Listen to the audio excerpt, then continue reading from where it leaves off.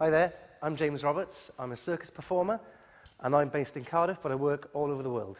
I think what I enjoy most is I've now moved into a role where I'm putting projects on and I'm starting to write shows and direct them and produce them. And I really enjoy giving people a chance to bring their ideas into a show format that I've got. But certainly beforehand, I mean, come on, who wouldn't get a buzz out of jumping out of an arena roof at 19 metres with a pair of bungee ropes attached to your waist? And I get paid to do it. It's fantastic. I didn't start doing circus skills until I was about 25.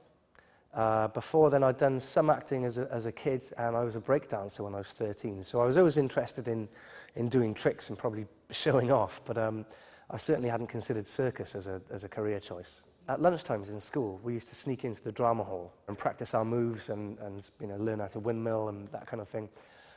Then one afternoon, the headmaster caught us in there, and we really thought we were for the high jump. And he told us that he'd been watching us, and he was very impressed with what we were doing. He hadn't seen it before, but loved the fact that we were dedicating all of our spare time to it. And he actually hooked us up with a local community dance company. And that was probably the best thing that could have happened to me at that time in school. I wasn't interested in much of the academic stuff. I was going through that phase that all 13-year-old boys do. So that was really great to be put in a position where something that I was doing off my own back was validated in quite a good way. I got into university to study television and radio production.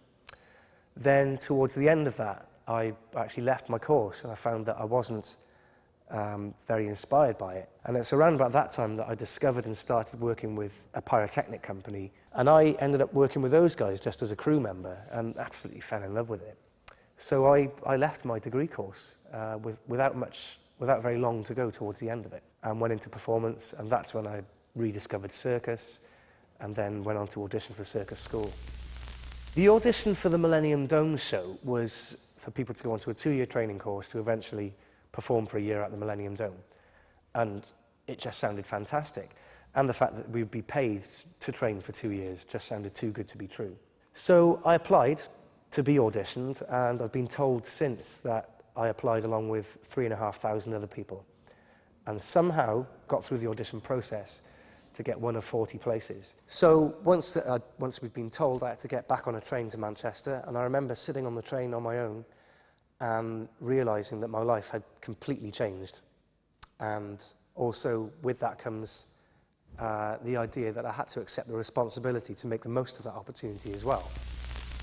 I think the biggest inspiration when I look back now is a friend of mine that I was in circus school with, a girl called Emma, who the best way I can describe her is that she always took the work seriously but never herself. And I think it was her humour and her approach to the work that really made me realise how much I enjoyed it.